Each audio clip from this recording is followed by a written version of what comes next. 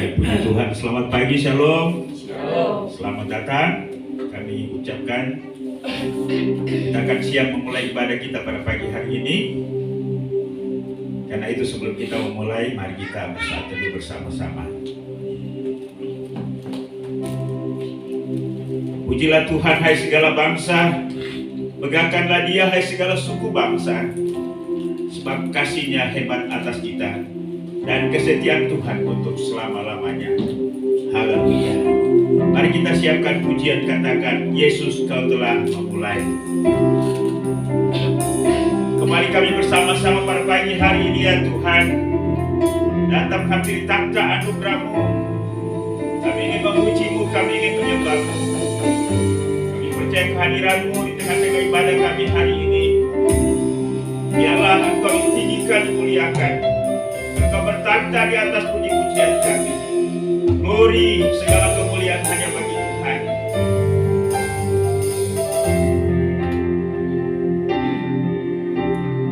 Yesus, Kau telah memulai segala yang baik dalamku. Engkau menjadikanku serupa gambaran-Mu dan berharga di mata-Mu.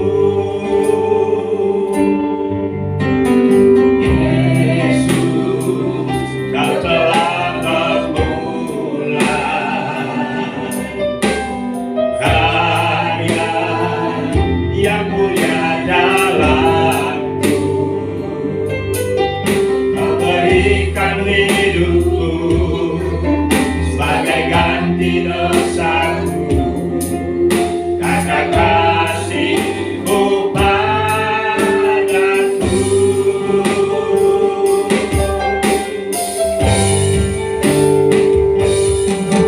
Sekarang ku memuji-Mu, Allah yang setia, yang tak pernah meninggalkan perbuatan tangan-Mu.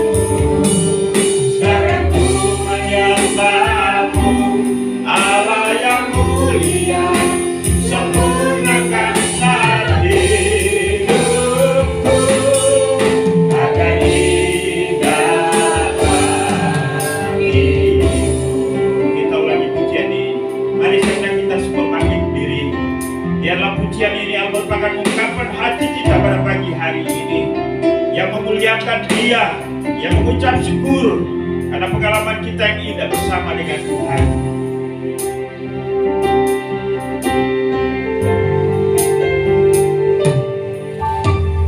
Yesus, Kau telah memulai segala yang baik dalam, yang baik dalam. Engkau menjadikanku serupa gambaran-Mu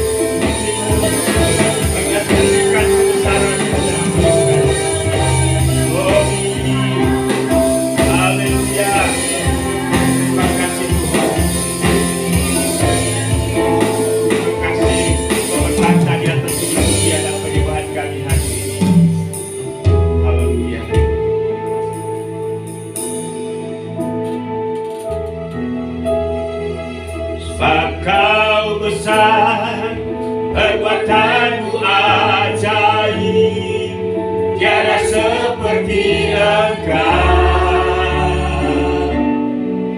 tiada seperti Engkau, sebab Kau besar, perbuatan-Mu ajaib, tiada seperti Engkau,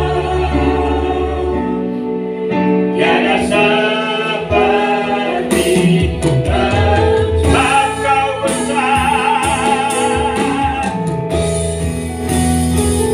sebab Kau besar, perbuatan-Mu ajaib, tiada seperti tiada seperti Engkau, sebab Kau besar, perbuatan-Mu ajaib, tiada seperti Engkau, tiada seperti tiada seperti Engkau, tiada seperti tiada seperti Engkau, tiada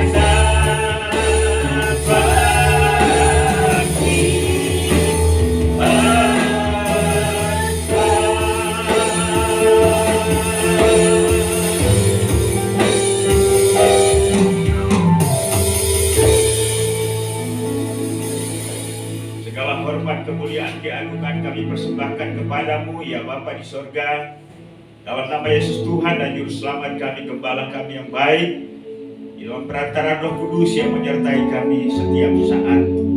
Kembali bersama-sama pada pagi hari ini, kami selaku umat ketebusan-Mu dalam keluarga jemaat Marturia, hampiri takhta anugerah-Mu seraya menaikkan ucapan syukur dan terima kasih karena penyertaan dan perlindungan-Mu dalam sepanjang kehidupan kami, dari waktu ke waktu, khususnya untuk seminggu ini. Tuhan sudah menolong kami sehingga kami ada di hari ini. Hari ini kami datang bersama-sama kepadamu untuk memuji menyembah-Mu, untuk bersyukur dan berterima kasih, untuk mendengarkan firman-Mu. Kami percaya kehadiran-Mu di tengah-tengah kami, juga Roh Kudus yang ada dalam hati kami, menggerakkan kami hari ini untuk memuji dan mendengar, memuliakan-Mu, serta mendengarkan firman-Mu. Mohon urapan bagi setiap hamba-hamba-Mu yang melayani pada hari ini, dan juga seluruh jemaat yang hadir. Terima kasih Tuhan, ibadah kami pada pagi hari ini dari awal sampai selesainya, biarlah jadi untuk kehormatan Bapa, Anak, dan Roh Kudus. Hanya dalam nama Yesus Tuhan dan Juru Selamat kami, kami sudah berdoa kepada Bapa di surga. Haleluya. Amin.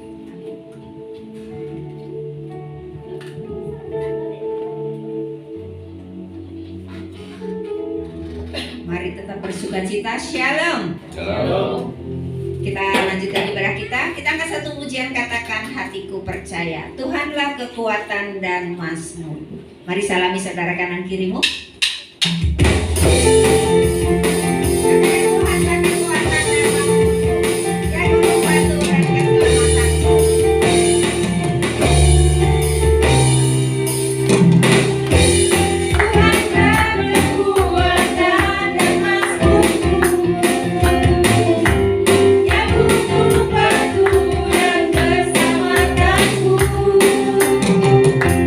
Hanya padamu hati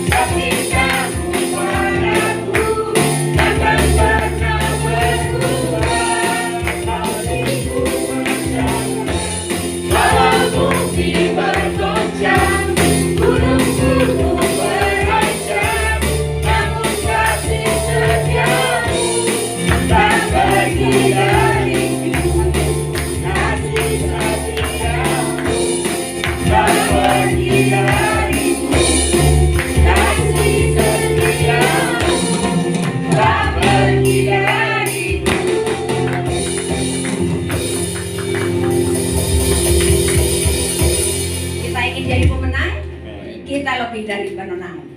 Kita angkat pujian ini, katakan lebih dari pemenang dalam segala perkara.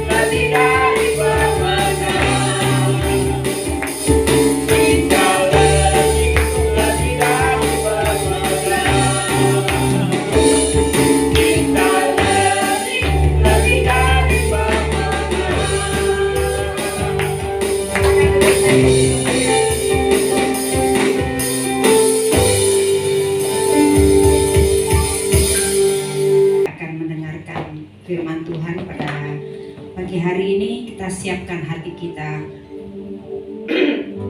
Kita angkat satu pujian, katakan Kau sangat kucinta. Bersyukur selalu bagi kasih Tuhan di dalam kehidupan kita, karena tanpa kasih-Nya kita tidak bisa melangkah sendiri.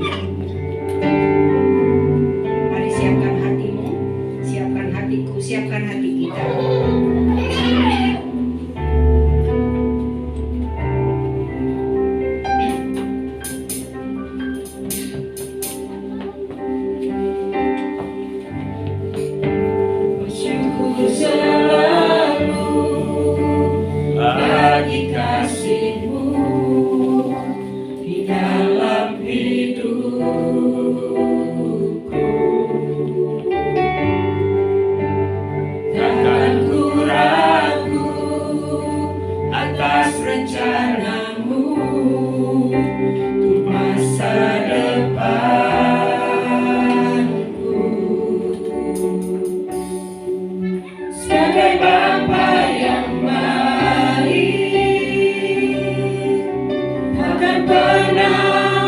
Kau melupakanku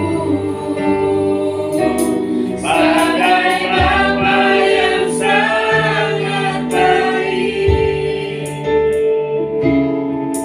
Takkan pernah Kau meninggalkanku. Bukan menari dan bersuka karena-Mu, oh Yesusku, dan bukan minum air-Mu bagai dosa rindu selalu. Ku hidup dalam-Mu dan hidupku di dalam-Mu, oh Yesusku. Kau sangat ku cinta. Silakan pujian ini kembali saya menerjemahkan Tuhan kita sendiri. Katakan bersyukur selalu.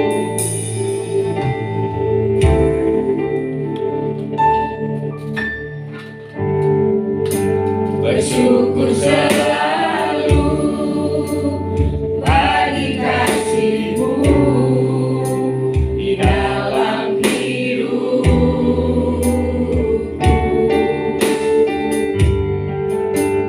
Takkan ku ragu atas rencana-Mu untuk masa depanku.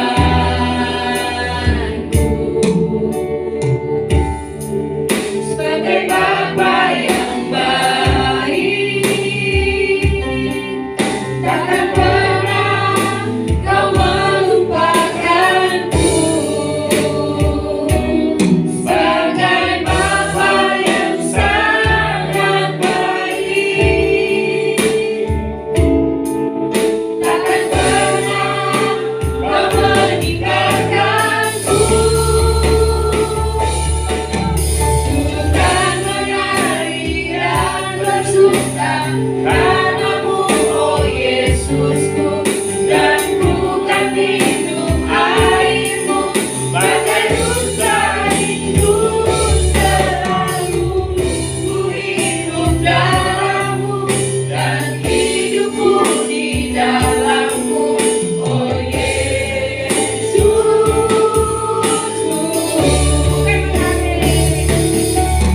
Bukan menari dan bersuka karena-Mu, oh Yesusku, dan bukan minum air-Mu bagai dosa rindu selalu. Ku hidup dalam-Mu dan hidupku di dalam-Mu, oh Yesus.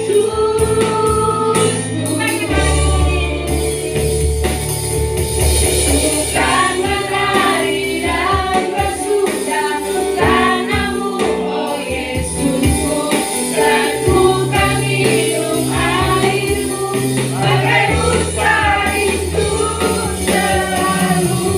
Ku hidup dalam-Mu dan hidupku di dalam-Mu, oh Yesus. Oh Yesusku. Oh Yesus,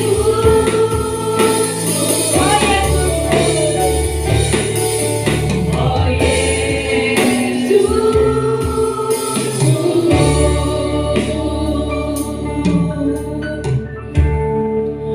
Kau sangat ku cinta. Pada hambanya untuk menyampaikan firman. Silakan Pak. Oh iya.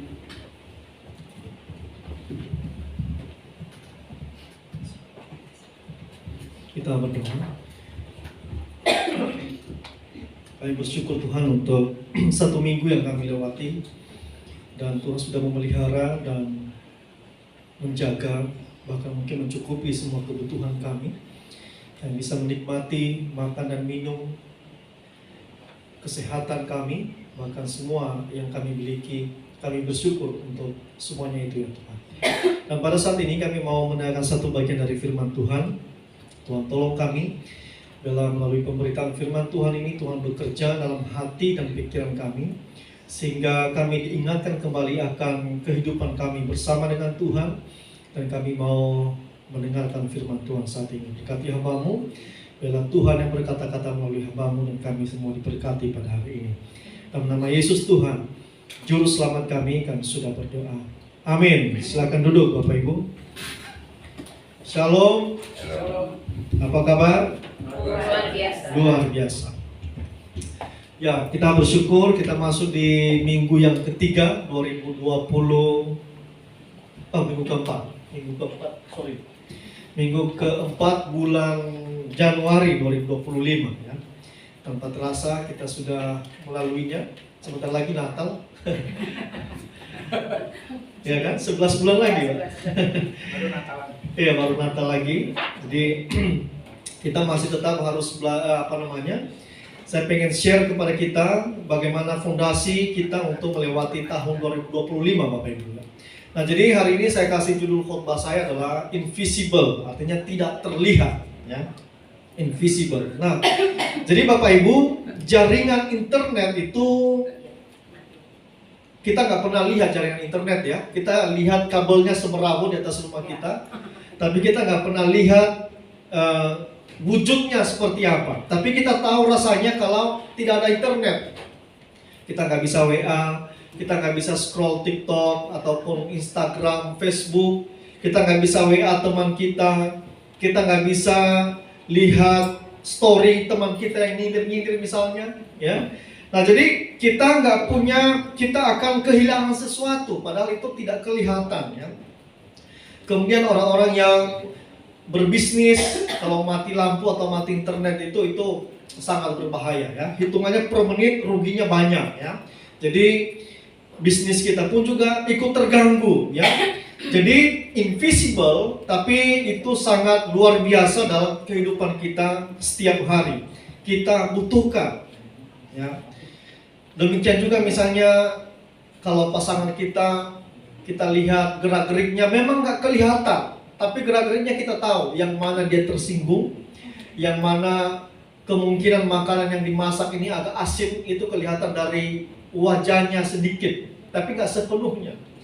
Ya biasanya kalau ibu-ibu masak kurang enak, bapak-bapak nggak akan kritik, karena dia tahu risikonya bisa 3 hari 3 malam. Tapi kita biasanya akan kelihatan agak kurang semangat. Kita mau ngomong garamnya kelebihan, nanti tersinggung. Kita nggak mau ngomong, nanti kita hipertensi lama-lama, ya. Jadi kita dilema, ya. Nah itu nggak terlihat. Nah jadi apa yang kita butuhkan melebihi dari semua yang tidak terlihat ini, ya, melebihi internet, apapun yang kita butuhkan adalah ini, Bapak Ibu. Kita buka Ibrani pasal 11 ayat yang pertama. Siapa yang hafal? Ibrani pasal 11 ayat yang pertama. Iya, Pak Gembala hafal ya. Kalau Pak Bapak-bapak yang lain ada yang hafal? Saya nggak mau sebutkan nama nanti tertekan. Oke, ada di depan. Saya akan baca kepada kita semua. Iman adalah dasar dari segala sesuatu yang kita harapkan dan bukti dari segala sesuatu yang tidak kita lihat. Iman adalah dasar dari segala sesuatu yang kita harapkan dan bukti dari segala sesuatu yang tidak kita lihat. Ini kalau bukan orang Kristen yang baca, ini bingung memahaminya. Ya, dari dasar dari segala sesuatu yang kita harapkan. Apa yang diharapkan? Ya. Kemudian katanya bukti dari segala sesuatu yang tidak kita lihat. Biasanya bukti itu pasti bisa dilihat, tapi ini aneh. Bukti yang nggak bisa dilihat. Ya, tapi itulah firman Tuhan. Ya. Kita akan belajar, Bapak Ibu. Nah, jadi kalau dalam dalam NIV itu New International Version itu paling banyak dipakai gereja di seluruh dunia, terjemahan ini. Itu diterjemahkan iman itu adalah iman yang sekarang, ya. Now faith, ya. Iman yang sekarang, ya. Artinya apa? Yaitu kita bisa memahaminya sebagai iman yang kita pakai sehari-hari, kepercayaan kita kepada Tuhan yang kita pakai sehari-hari. Kita berurusan, kita berkomunikasi, kita melayani dan menyembah Tuhan yang sekarang, ya, bukan hanya yang dulu dan yang akan datang, tapi juga sekarang. Kalau kita berbicara tentang iman, maka itu nggak hanya cuma bicara masa depan, tapi bicara kehidupan kita yang saat ini juga, ya. Jadi kuasa Tuhan yang diberikan kepada kita masing-masing adalah berguna untuk hidup kita yang sekarang. Nah, memang kalau bagian Ibrani pasal 11 ayat ke-1 itu semua kita hafal harusnya, ya. Itu tidak diwajibkan, tapi orang Kristen kalau ditanya iman itu apa, pasti jawabannya Ibrani 11 ayat ke-1, ya. Itu sebenarnya cuma salah satu definisi iman dalam Alkitab, ya. Itu sudut pandangnya Yohanes, ya. Ada banyak sudut pandang tentang iman dalam Alkitab melalui kisah-kisah kehidupan para tokoh Alkitab, Bapak Ibu, ya. Jadi nggak cuma satu ayat saja yang mendefinisikan apa itu iman, ya. Bahkan Bapak Ibu sendiri dalam menghadapi iman sehari-hari atau pengalaman iman tertentu bisa membuat definisi iman sendiri. Yang pasti itu tergantung kepada Kristus, ya. Nah, jadi iman adalah keteguhan hati yang berdasarkan akan pengenalan kepada Tuhan. Kita percaya diri dan yakin apa yang sedang kita harapkan dan nantikan atas apa yang tidak bisa kita lihat sama sekali. Bicara tentang iman itu adalah dasar iman kita sebagai orang Kristen, dasar pengajaran kita sebagai orang Kristen, ya. Kita nggak bisa melanjutkan topik yang lain kalau topik iman kita nggak tuntas memahaminya. Tapi saya percaya juga khotbah 20 menit nggak tuntas. Harusnya itu mungkin topiknya berkali-kali kita khotbahkan baru bisa tuntas. Itu pun baru teorinya, belum nanti memahami realitanya. Satu semester memahaminya. Bahkan seumur hidup untuk kita mendefinisikan ulang iman kita masing-masing, ya. Nah, jadi iman adalah pemberian dari Tuhan, ya. Makanya nggak semua orang gampang beriman kepada Kristus, betul ya Bapak Ibu, ya. Kalau semua gampang beriman, semua orang sudah percaya dong kepada Kristus, ya. Iman adalah pemberian dari Tuhan, dan kemudian Dia yang memampukan kita untuk beriman. Lalu di mana fungsi kita? Fungsi kita adalah mengambil keputusan memilih percaya atau tidak, ya. Saya yakin ada banyak orang sekarang mendengar Injil di TikTok, di Instagram, di Facebook. Bahkan di TikTok itu kalau Bapak Ibu lihat, ada satu pendeta yang lumayan sudah tua, mungkin sekitar 75 tahun, masih joget-joget. Pernah lihat Bapak Ibu? Nanti saya kirim di grup. Tapi untung bukan gereja kita Imam Injil, ya. Dia dari salah satu denominasi yang lain. Beliau menginjil, ya, tapi lebih banyak hujatan dibanding dengan pujian, ya. Karena beliau sekali-sekali minta dikasih gift, ya. Dia bilang begini, saya capek menginjil. Firman Tuhan itu adalah memberi dan menerima. Saya sudah memberi firman Tuhan, sekarang kalian kasih saya gift. Gift itu artinya koin, ya. Itu bisa diuangkan Bapak Ibu.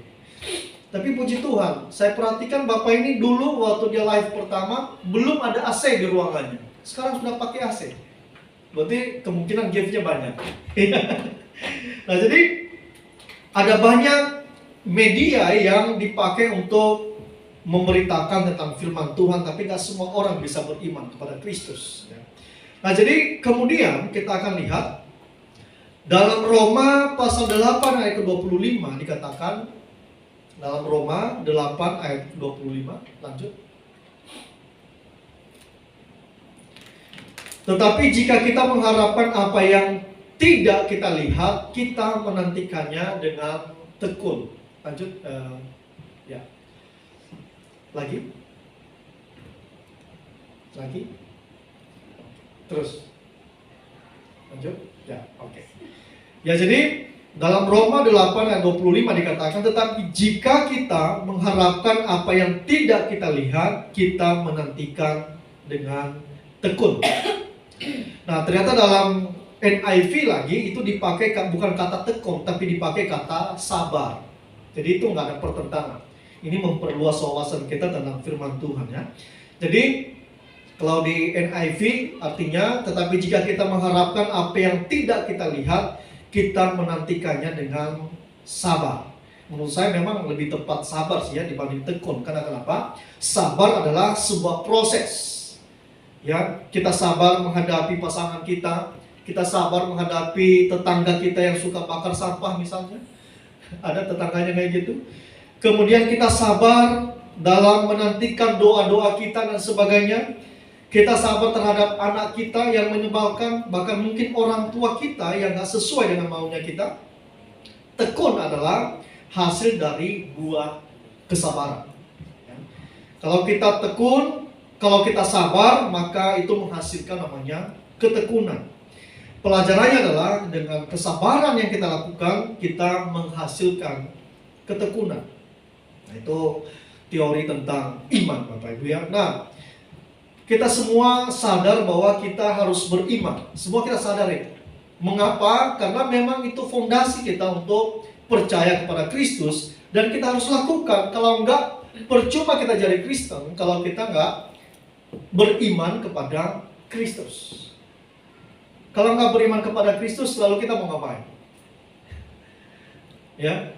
Nah, jadi seringkali yang saya temukan adalah musuh iman itu adalah bukan iblis. Musuh iman adalah realita kehidupan. Apa yang membuat kita ragu kepada Tuhan, membuat kita kemudian iman kita mulai melemah, itu adalah realitas yang kita lihat ya. Banyak yang terjadi di sekitar kita atau dalam hidup kita nggak sesuai dengan ekspektasi kita. Misalnya kita menyaksikan bencana alam yang sulit dikendalikan, misalnya yang terjadi di California apa di Los Angeles ya. Itu sulit dikendalikan, kurang canggih apa kota itu. Film aja secanggih itu yang kita tonton, film Hollywood, tapi mereka nggak bisa mengendalikan api. Dan kemudian mungkin kita bertanya, di mana Tuhan yang penuh kasih nggak menolong orang-orang itu? Mungkin ada yang ngomong dalam hati, kan mereka menghina Tuhan sebelumnya 3 hari sebelumnya. Itu belum bisa dibuktikan. Apakah itu penyebabnya atau tidak? Ya, kita jangan buru-buru menghakimi orang yang mengalami bencana alam. Ya, karena kalau kita salah, kita yang akan dihakimi oleh Tuhan. Ya, saya lihat tapi di sosial media, waduh, terutama dari kubu seberang ya, dia hitung bahkan jarak luas kalau Los Angeles yang terbakar dihubungkan dengan Gaza misalnya. Nggak ada hubungannya sih, ya. Dan herannya juga orang Kristen juga membelanya juga, ngapain nggak perlu dibela juga, gitu ya. Saya ketawa-ketawa aja melihatnya, apa hubungannya coba? Ya, kalau katanya kalau Gaza itu hancurnya cuma 500 triliun, ternyata Tuhan kita kemudian menggantikan dengan kebakaran di Amerika sampai ribuan triliun. Saya pikir Tuhan yang mana sih, yang jahat banget ya. Ya, jadi itulah pemahaman umum. Karena kita punya analisa itu, ada seorang berkata ya, kalau Bapak Ibu pernah lihat di YouTube, orang-orang Indonesia ini kita punya daya analisa paling rendah di dunia, Bapak Ibu ya. Kita hanya punya dasar pemikiran kalau ini terjadi pasti ini penyebabnya. Nah, padahal sebenarnya ada 7 level cara berpikir. Tapi kita nggak pelajari hari ini. Ada 7 ya. Jadi Benjamin Bloom itu memberikan kita 7 cara berpikir ya. 1, 2, 3 nanti ke depan saya akan jelaskan. Tapi orang Indonesia itu selalu hanya 1 sampai 2. Kalau seseorang meninggal dunia, misalnya di Glodok, ada pramugari yang terbakar, dan kemudian orang langsung ngecap, wah mati di tempat maksiat, udah pasti itu menjual diri. Gampang banget ya ngomongnya. Saya mikir ya, kalau itu saudara saya digituin, saya pasti kesel banget. Ya, kok gampang banget ngomongnya ya. Itu memang dasar kita berpikir di Indonesia ini, nggak mau baca buku, nggak mau belajar, jadi dikit-dikit menghakimi orang lain ya. Nah, jadi musuh dari iman adalah realitas ya, yang kita lihat di sekitar kita. Kita melihat kekejaman perang, misalnya. Kemudian para pejabat korup yang membuat negara ini jadi miskin, ya. Negara ini jadi berantakan karena pejabatnya yang korup. Kemudian kita melihat orang-orang Kristen yang tidak mencerminkan Kristus dalam kehidupan sehari-hari. Tapi kita bersyukur karena Donald Trump membatalkan semua jenis gender di dunia. Bapak Ibu tahu berapa gender di dunia? Gender di dunia itu ada sekitar 67 gender. Ya, ada 67. Macam-macam, nanti cari di Wikipedia itu ada. Macam-macam. Ya, yang kita tahu kan LGBT. Itu cuma salah satu aja. Ada sekitar 60-an gender yang dibuat-buat di dunia ya, tapi aslinya cuma 2 yang Tuhan ciptakan. Stephen dan siapa perempuan? Stephanie. Bukan Stephen dan Bobby misalnya ya. Tapi kita kemarin lihat di Thailand, wah itu iya serem banget ya. Tapi ya mereka nggak mengakui Yesus ya. Lucu, ada pendeta yang komen, wah ini menyalahi aturan firman Tuhan. Dalam hati saya, iya memang mereka nggak ngerti firman Tuhan. Ngapain sih diomongin kayak gitu ya. Nah jadi banyak hal yang membuat kemudian iman kita jadi lemah oleh karena postingan-postingan di sosial media. Ya, kita melihat dunia yang semakin hari semakin tidak percaya kepada Tuhan. Anak-anak muda yang semakin banyak semakin meninggalkan Tuhan. Ya, bahkan anak-anak kecil sekarang aja, anak-anak saya itu main di lapangan. Kemudian ada satu pembantunya ngomong, jangan kayak gitu, nanti Tuhan marah sama kamu. Anak kecil 4 tahun ngomong, hah? Tuhan itu siapa? Dengan nada mengejek. Waduh, saya bilang, ngeri ya, berarti orang tuanya nggak ngajarin konsep Tuhan. Minimal kasih tahulah Yesus kepada anaknya. Dan herannya itu adalah anak orang Kristen.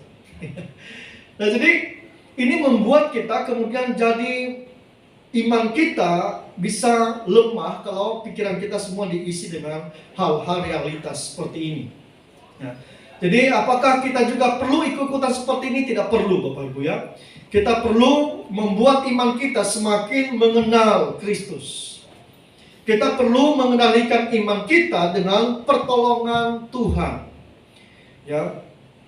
Jadi kalau pagi-pagi sebaiknya kita dengar firman Tuhan. Saya nggak tahu kita apakah pernah doa pagi atau tidak. Mungkin sebagian doa pagi, sebagian tidak. Sebagian yang baca firman, sebagian yang tidak. Itu perlu supaya membentengi iman kita untuk melewati sepanjang hari. Kita akan nonton TikTok sepanjang hari, isinya cuma hinaan satu sama lain. Ya, kalau Bapak Ibu nanti ketik debat Kristen dengan agama lain, wah nanti setiap hari muncul tuh orang-orang yang suka menghina. Jadi pastikan kalau Bapak Ibu jarang baca Alkitab, jangan nonton perdebatan. Ya, kalau Bapak Ibu rajin baca Alkitab, bolehlah nonton perdebatan-perdebatan agama ya, untuk memperluas wawasan. Tapi kalau tidak, saya sarankan tidak perlu menonton perdebatan ya. Apalagi nonton sinandar. Tidak perlu kalau jarang baca Alkitab ya. Nah, jadi ada 3 poin yang kita mau pelajari hari ini Bapak Ibu. Untuk membentengi iman kita, kita perlu tahu apa itu iman ya. Bagaimana realitanya. Bagaimana Tuhan bekerja dalam iman pribadi kita. Pelajaran pertama adalah dalam beriman seringkali Tuhan tidak memberi kita detail masa depan. Karena kalau semuanya kita tahu, maka iman tidak dibutuhkan lagi makanya. Kita semua punya pergumulan pasti ya. Kita punya angan-angan, punya mimpi dan sebagainya. Tapi tahu nggak apa yang unik? Tuhan nggak pernah kasih kita seperti apa sih bayangan masa depan itu. Ada nggak yang bisa melihat masa depannya yang sedang didoakan? Nggak bisa lihat kita. Kenapa? Karena Tuhan mau supaya kita terus setiap hari berharap kepada Dia. Sampai Dia kemudian menjawab atau tidak menjawab doa tersebut. Nah itu demikian juga dialami oleh namanya Abraham. Abraham dijanjikan oleh Tuhan sebuah negeri dan keturunan yang akan bermukim di negeri tersebut. Saya nggak bayangkan seperti Abraham diutus oleh Tuhan. Kalau zaman dulu Kalau sekarang kan enak ya, diutus Tuhan, kamu pergi ke Bangka Belitung, kita cari langsung di internet, kulinernya apa, saya mau ngontrak di mana. Kalau zaman dulu Abraham disuruh ke suatu negeri yang gak ada namanya, gak ada GPS-nya, udah berjalan aja dengan iman. Tapi apakah yang dilakukan oleh Abraham? Dia ikuti apa kata Tuhan. Ya, itu yang disebut dengan iman. Berjalan meskipun itu tidak jelas, tidak ada blueprintnya sama sekali kepada kita, tapi di tangan Tuhan itu ada. Cuma yang dibutuhkan dari kita adalah namanya iman, percaya apa kata Tuhan. Nah, jadi yang saya luar biasa kepada Abraham adalah dia tidak mengajukan syarat sedikit pun kepada Tuhan. Ya. Dia nggak berkata, Tuhan oke, saya mau pergi tapi mohon asuransi kesehatan, BPJS kesehatan, asuransi jiwa, gimana nanti kalau saya tiba-tiba dipatok ular di jalan, ya. Ternyata Abraham tidak, dia menerima apa yang Tuhan sampaikan dan perintahkan kepada dia.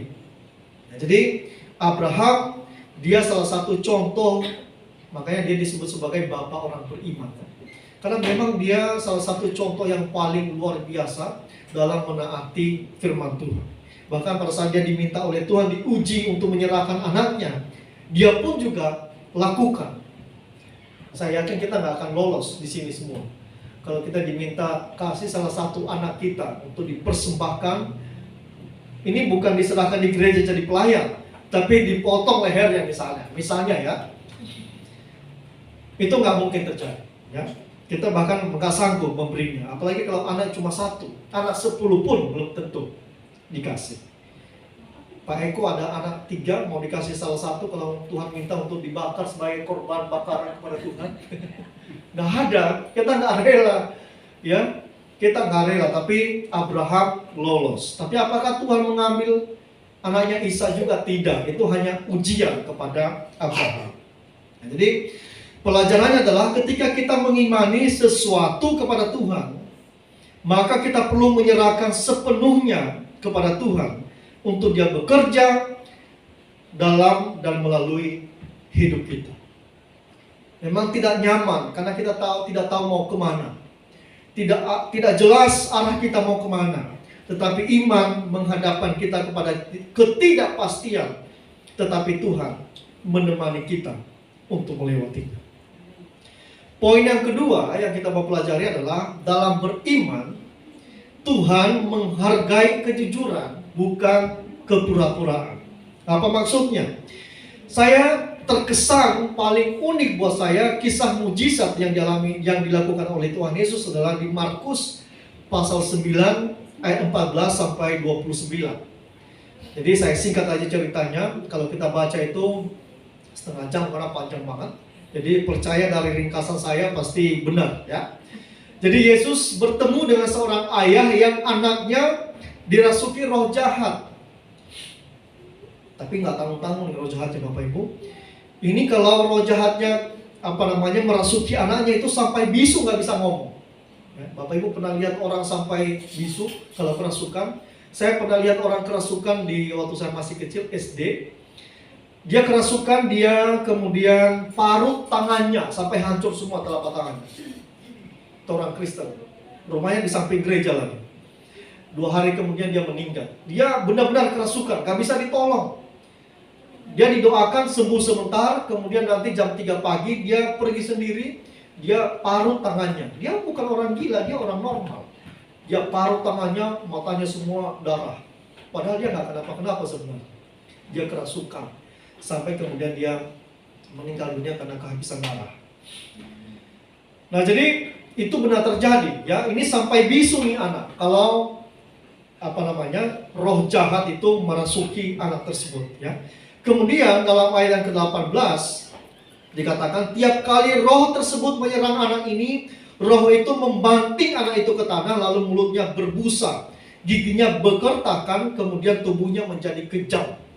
Bisa bayangkan penderitaan anak ini, Bapak Ibu, ya. Nanti bisa dibaca Markus 9 ayat 14 sampai 29.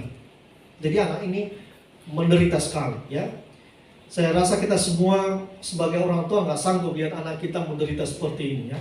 Dengan cara apapun kita akan lakukan. Yang penting anak kita sembuh. Nah kemudian sang ayah ini bertemu dengan para murid minta disembuhkan. Ternyata apa yang terjadi? Nggak bisa disembuhkan oleh para murid. Kemudian Tuhan Yesus ngomong kepada dia, berapa lama lagi sih saya harus sabar kepada kalian, hai angkatan yang tidak percaya ini. Ya. Jadi Tuhan Yesus sebenarnya agak jengkel kepada dia. Karena kamu cukup percaya aja, murid-muridku pun bisa menyembuhkan anakmu. Tapi ayah anak ini dia bilang nggak bisa, saya harus datang kepada Tuhan. Kemudian ayat yang ke-24 dikatakan, ayah anak itu berteriak. Kemudian Tuhan Yesus jawab begini ya. Tetapi sebelum Tuhan Yesus menjawab, ayah anak ini ngomong kepada Tuhan Yesus, sebab jika engkau berbuat sesuatu, tolonglah kami dan kasihanilah kami. Kemudian Tuhan Yesus bilang begini, apa kamu bilang jika engkau dapat? Kemudian Tuhan Yesus bilang, tidak ada yang mustahil bagi orang percaya. Ini kemudian kalimat ini kan banyak jadi lagu ya, bahkan mungkin jadi prinsip iman kita. Tidak ada yang mustahil bagi orang percaya. Kemudian apa yang terjadi? Ada yang unik. Jawaban dari orang tua anak ini adalah dia berteriak seperti ini. Aku percaya Tuhan, tolonglah aku yang tidak percaya ini. Apa maksudnya? Sebenarnya dia nggak percaya, tapi dia jujur di hadapan Tuhan. Saya percaya akan kemampuanmu, kemahakuasaanmu ya Tuhan. Tolong saya yang belum percaya ini. Tapi perhatikan jawaban Tuhan Yesus. Tuhan Yesus kemudian langsung menyembuhkan anak tersebut. Kemudian saya melihatnya, saya pelajari, apa sih? Padahal dia nggak percaya loh. Tapi kemudian Tuhan Yesus jawab doanya. Ternyata ini, dia jujur di hadapan Tuhan bahwa dia nggak percaya. Dan dia mengalami kesembuhan anaknya. Jadi pelajarannya adalah Tuhan menghargai atau suka dengan yang namanya kejujuran. Apa adanya kita di hadapan Tuhan dibandingkan dengan kita pura-pura baik di hadapan Tuhan. Bahkan mungkin dalam doa kita, saya nggak tahu Bapak Ibu kalau berdoa. Kalau saya berdoa, saya apa adanya aja.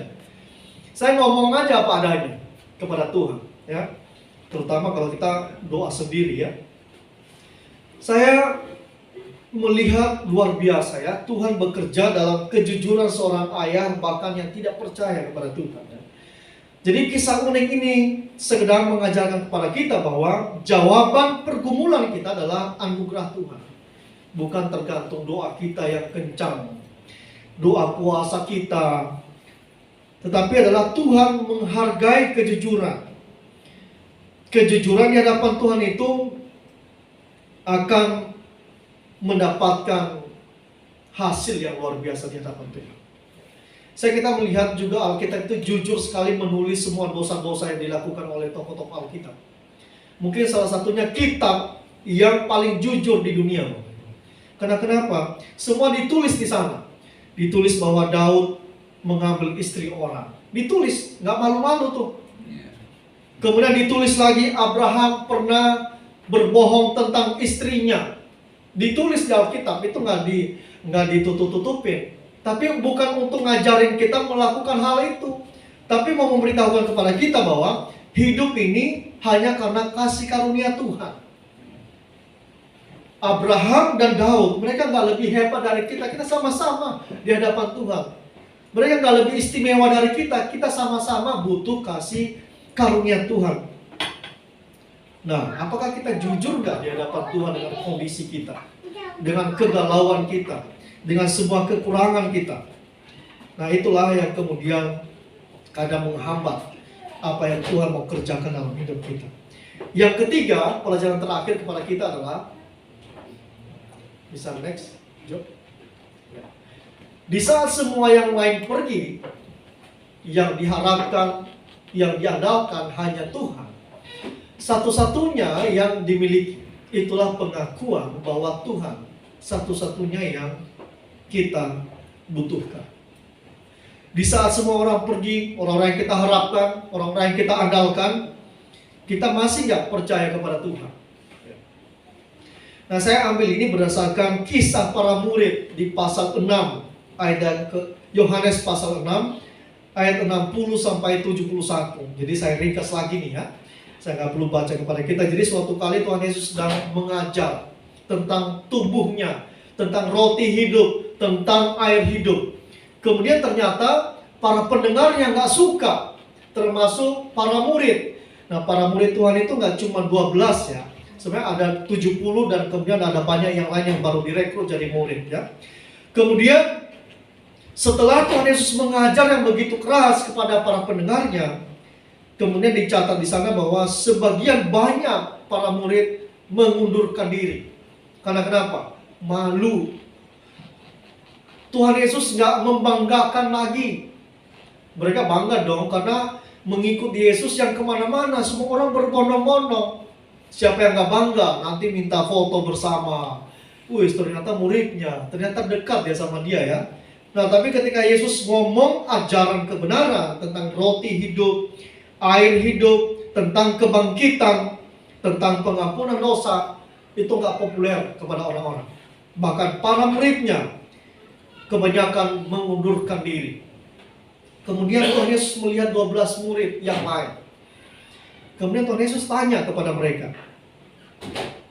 Tanyanya begini, Bapak Ibu ya.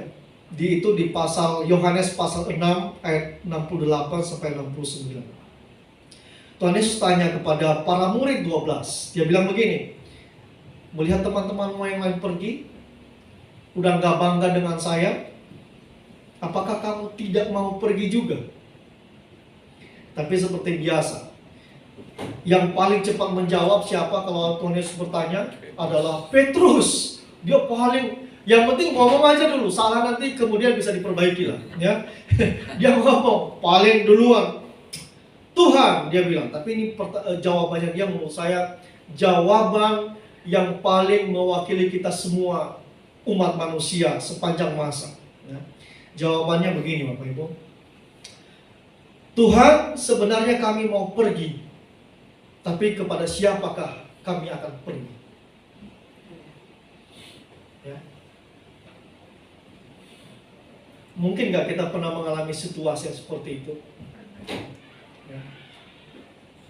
Tidak ada lagi yang bisa kita harapkan, nggak ada yang lagi yang bisa kita banggakan. Semua meninggalkan kita. Bahkan mungkin orang mulai menghindar dari kita semua. Bahkan kita juga nggak mendengar, nggak menerima pertolongan Tuhan. Kemudian kita ditanya oleh Tuhan, apakah kamu nggak mau pergi juga? Sebenarnya kita pengen pergi, tapi kita mau pergi kemana? Sebab firman-Nya adalah firman yang hidup. Nggak ada lagi yang bisa menjanjikan kita kehidupan, kedamaian dan sukacita selain daripada Kristus. Mungkin pada saat kita dihimpit oleh berbagai pergumulan kehidupan, kita yang nyari pekerjaan, kita yang mau segera pensiun, kita yang sudah pensiun, ya. Mungkin pertanyaan ini muncul kepada kita, apakah kamu nggak mau pergi juga dalam situasi seperti ini? Capek sekali rasanya. Kalau kita di luar Tuhan, kita mungkin bisa nipu sana, nipu sini dan sebagainya. Tapi kalau kita di dalam Tuhan, kita harus menjaga banyak hal. Dan kemudian mungkin ini jawaban kita kepada Tuhan. Saya juga pengen pergi sebenarnya Tuhan. Itu jujur ya. Kita pengen pergi, nggak kuat rasanya. Tapi kepada siapa saya akan pergi?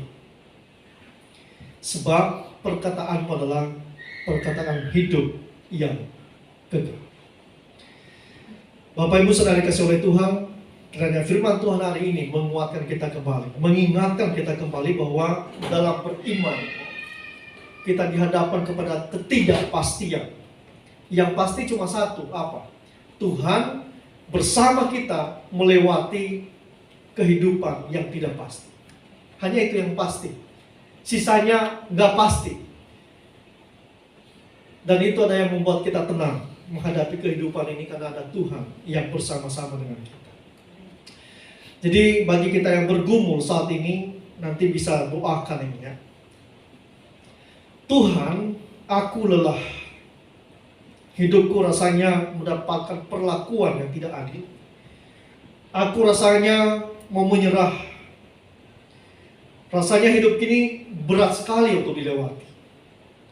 Roh Kudus tuntun saya dan kuatkan saya, walaupun saya belum melihat apa yang kuimani. Tetaplah bersamaku Tuhan, melewati kehidupan yang rumit. Kita berdoa.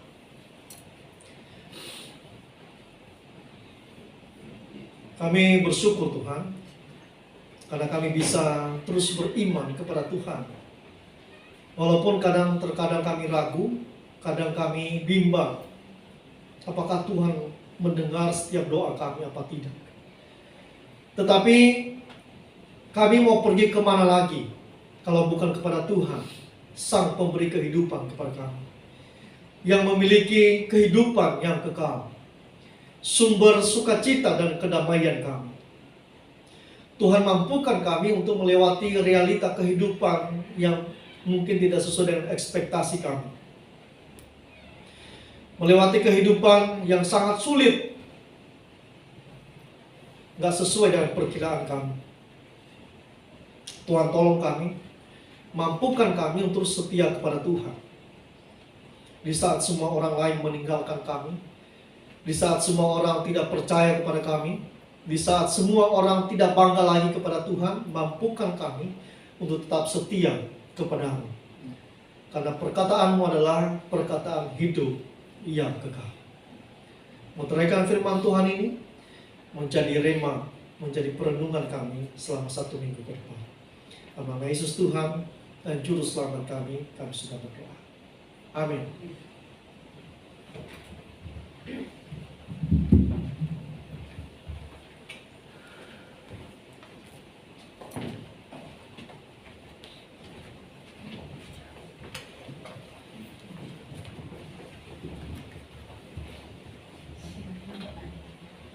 Kita akan memberikan persembahan. Saya mengundang Adrian, tolong bawa kantong persembahan.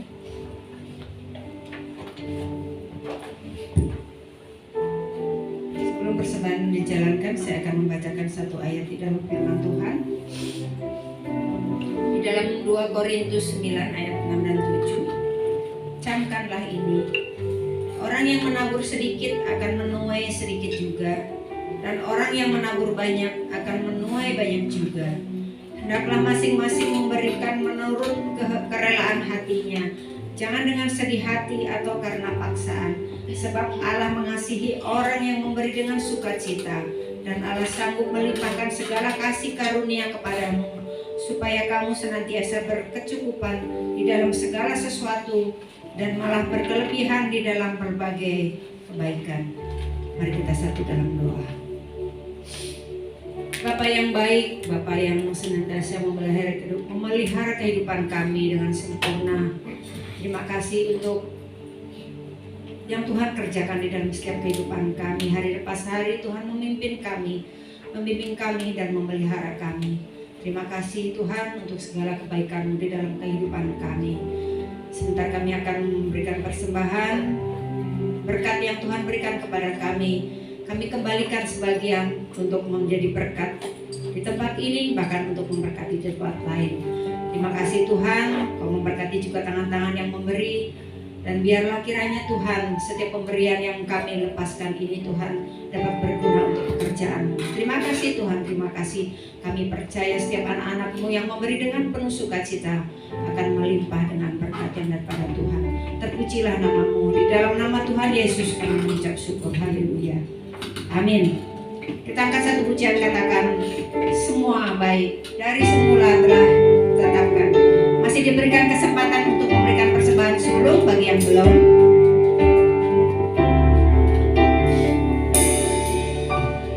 Dari semula telah Kau tetapkan hidupku dalam tangan-Mu, dalam rencana-Mu Tuhan. Rencana ini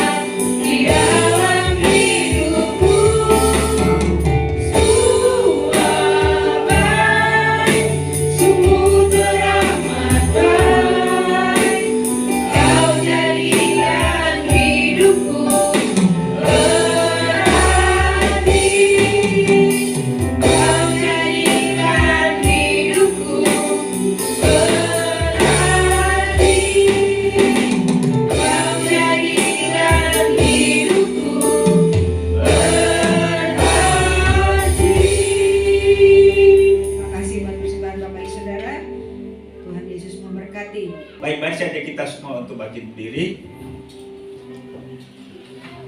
Yuk, nomor 300 kemana nih, Mas? Kita nyanyikan yang pertama saja.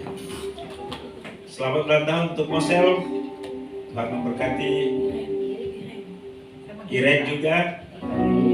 Nah, Gary yang bertiga. Ya.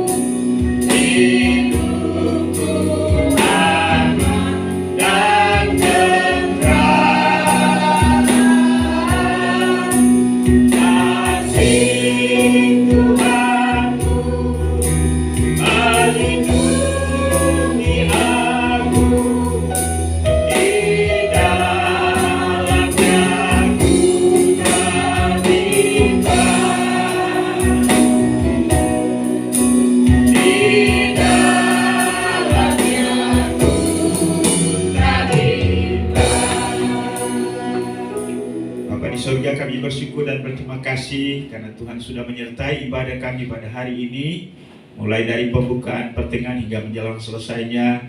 Biarlah semua pujian, penyembahan, persembahan kami, bahkan waktu, diri dan seluruh keberadaan kami pada hari ini, Tuhan berkenan untuk menerima semua yang kami buat dan memuliakan nama Tuhan. Kami percaya hari ini kami sudah diberkati oleh Tuhan dengan firman Tuhan. Kami juga sudah diberkati dengan puji-pujian, kesaksian, dan biarlah ini terus meneguhkan kami bahwa situasi apapun yang kami hadapi dalam hidup ini, kami tetap beriman kepada Tuhan, sekalipun kami belum melihat apa yang kami harapkan. Tapi dasar dari kami beriman ialah Tuhan yang mengasihi kami, Tuhan yang berjanji kepada kami, dan Tuhan yang Maha Kuasa untuk melakukan segala perkara yang terbaik bagi masa depan dan hidup kami. Terima kasih sekali lagi, mohon berkati semua hamba-hamba yang Tuhan sudah pakai dalam pelayanan pada hari ini. Pak Yaman yang telah menyampaikan firman Tuhan, berkati hamba-Mu bersama dengan istri dan anak, berkati pelayanan, berkati usaha dan pekerjaan. Juga hamba-Mu Ibu Pri yang telah memimpin kami dalam puji-pujian, Tuhan memberkati hamba-Mu bersama dengan keluarga. Juga Ibu Yani, Ibu Wulan, Tuhan memberkati. Juga Pak Yaman dan Pak Anton yang telah mainkan alat musik, Tuhan juga memberkati. Jonathan yang telah melayani untuk LCD, Tuhan juga memberkati. Juga Adrian yang Tuhan sudah pakai dalam pelayanan hari ini. Juga bapak-bapak yang sudah menyanyi, Tuhan terima kasih, berkati semua hamba-hamba-Mu. Terpujilah nama-Mu, kami mengucap syukur bersama dengan anak-anak kami, kekasih-Mu yang Tuhan sudah tolong berulang tahun dalam minggu ini. Pak Gary, Tuhan memberkati. Iren, demikian pun juga dengan Mosel, Tuhan memberkati mereka dengan umur panjang, kesehatan, kekuatan, berkati masa depan mereka, dan biarlah mereka tetap disertai oleh Tuhan. Sekali lagi kami terus menyerahkan seluruh anggota jemaat dalam segala keberadaan. Kami berdoa juga buat jemaat Tuhan yang ada di luar kota, Tuhan Engkau memberkati mereka. Pak Koni yang ada di Bogor, Pak Victor bersama dengan keluarga yang ke Jawa Timur, demikian pun juga Ibu Vivi yang ada di Amerika, juga untuk Alvin, Ina, demikian pun juga Tuhan dengan Tirta Odi, Tuhan memberkati. Juga Anggi yang ada di Jepang, Tuhan yang Kau memberkati mereka semua, dan biarlah mereka juga menikmati kasih karunia Tuhan. Mereka juga satu roh dengan kami, dan biarlah kami saling menopang dalam doa sehingga kami tetap utuh di dalam Tuhan. Terima kasih. Kami berdoa buat jemaat yang tidak hadir karena kelemahan tubuh, sakit. Mari Tuhan Engkau lawat mereka, pulihkan mereka. Terima kasih Tuhan. Kami Kami terus berdoa untuk masa depan daripada gereja ini. Tuhan semangatkan, gairahkan kami di tengah-tengah segala tantangan dan pergumulan kami hadapi. Biarlah iman kami semakin bertumbuh, ketekunan kami semakin bertumbuh di dalam Tuhan. Kami juga berdoa untuk gereja Kemajuan Indonesia. Tuhan berkati baik pada tingkat pusat, wilayah, daerah sampai gereja lokal. Sebuah gereja-gereja Tuhan di Indonesia, Tuhan yang Kau memberkati. Penginjilan, upaya untuk menjangkau banyak jiwa, Tuhan juga memberkati. Kami berdoa buat pemerintah bangsa dan negara kami. Tuhan Engkau memberkati presiden, wakil presiden, para menteri, jajaran pemerintahan dari pusat sampai ke daerah, semua lembaga tinggi negara, TNI, Polri. Tuhan yang Engkau memberkati. Kami juga mau berdoa Tuhan untuk kota dan Kabupaten Bekasi, dan biarlah daerah ini tetap aman dan Injil Tuhan tetap terbuka dan banyak jiwa dapat dimenangkan. Ya Bapa di surga, terima kasih juga untuk persembahan jemaatmu pada hari ini. Terima kasih untuk kecukupan makan minum. Terima kasih untuk usaha dan pekerjaan yang Tuhan sudah berkati, dan ajar kami terus untuk mengandalkan Tuhan. Bapa, kiranya Tuhan menerima semua persembahan ini menjadi alat dalam tangan-Mu untuk menunjang pelayanan pekerjaan Tuhan di tempat ini, bahkan di mana saja dana-dana yang dialokasikan. Kembalikan berkat-Mu berlipat kali ganda bagi seluruh jemaat yang sudah memberi dengan sukacita. Inilah doa kami Tuhan. Kami sadar sungguh bahwa banyak hal yang berkaitan bahkan menjadi kebutuhan kami tak tersebut melalui doa ini. Dan Tuhan Yesus, Engkau menyempurnakan doa ini, karena kami bawa semuanya hanya dalam nama Yesus Tuhan dan Juru Selamat kami. Haleluya. Bapa, terima kasih.